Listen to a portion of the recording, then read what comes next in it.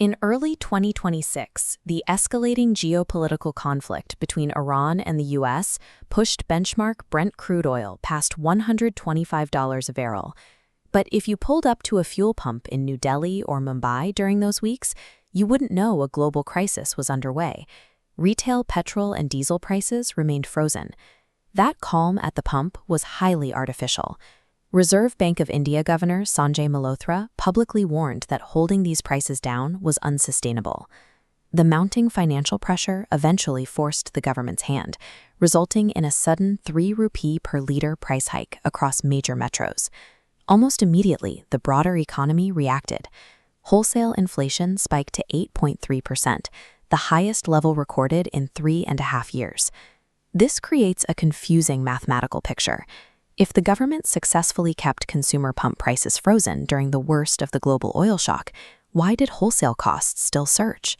To understand the discrepancy, we have to look at how India sources its energy. The nation imports roughly 85% of its total crude oil requirement. To shield citizens from the constant volatility of that global market, the government uses what is known as the administrative pricing model. This relies on state-owned oil marketing companies, or OMCs, to act as a financial shield. High-cost global crude enters. The OMC buffer absorbs the excess, passing a flat retail price to consumers.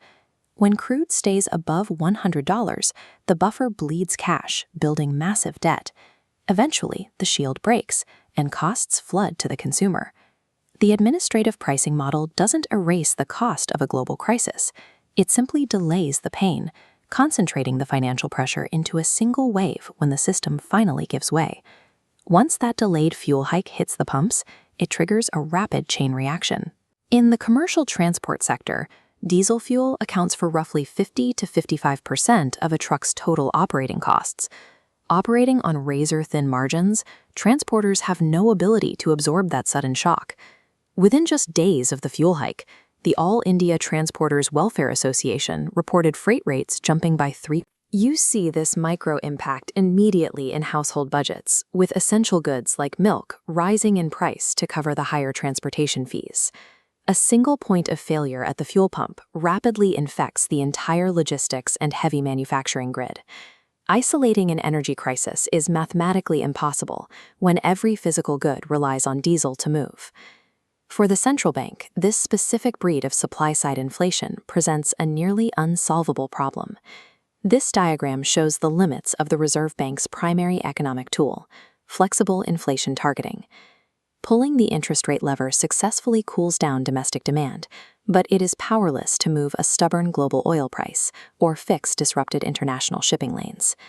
Because of this, today's relatively calm consumer price index numbers are misleading. They represent a compressed spring, held down temporarily by the state-owned oil companies. The underlying strain on the state is becoming visible. Prime Minister Narendra Modi recently made an unusual public appeal, asking citizens to cut back on fuel usage and gold purchases to stop the drain on India's foreign exchange reserves. The core macroeconomic reality is that monetary policy is functionally defenseless here. When the source of inflation originates entirely outside a country's borders, a central bank cannot print its way out of the problem. The RBI governor's warning signals that a full pass-through of these deferred oil company costs has become a mathematical certainty.